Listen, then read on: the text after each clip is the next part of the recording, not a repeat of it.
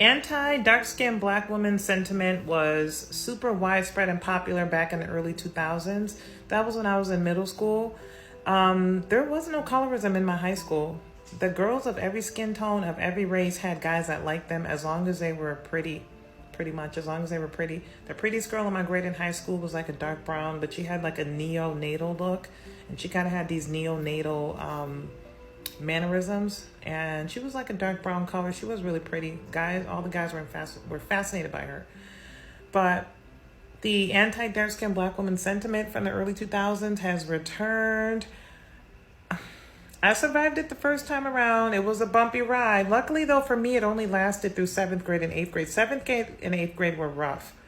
Like, the dark-skinned black boys would go out of their way to rip dark-skinned black girls to shreds.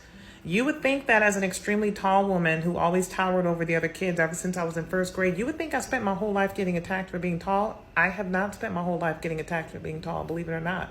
That just started happening to me when I was in my 30s.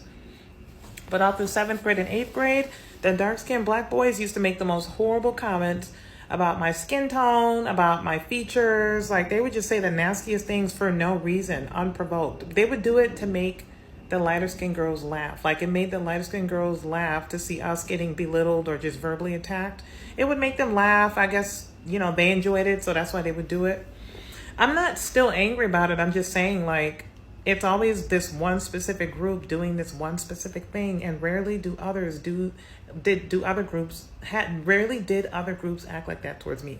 I'm not saying that anybody like hurls insults on my skin tone now. That doesn't happen now. But what I'm saying is the anti-dark-skinned black woman sentiment from the early 2000s has returned. Survived it the first time around. Never thought I'd have to go through this ride again, but here we are. If you're a lot younger than me, just hang in there. Things go in and out of style. Like, in a few years, and I'm not saying all dark-skinned black men are problematic. Not all of them treat dark-skinned black women terribly. I'm not saying all of them are horrible. I have plenty of dark-skinned black male friends and family members that are good to any kind of woman that they come across. I'm not saying that it's all of them. At the same time, you notice patterns and there's a correlation, because they go out of their way to tear down women that look like them more than any other group of men that does that. They do that more than any other group of men. The other groups of men, they uplift women that resemble themselves. The men in our community most certainly do not. Again, I'm not begging for the validation. I've never been a black male worshiper. I've never been that person.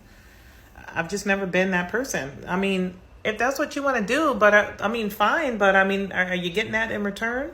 Again, I don't believe in glazing an entire group of people. Like, look for individuals that care about you.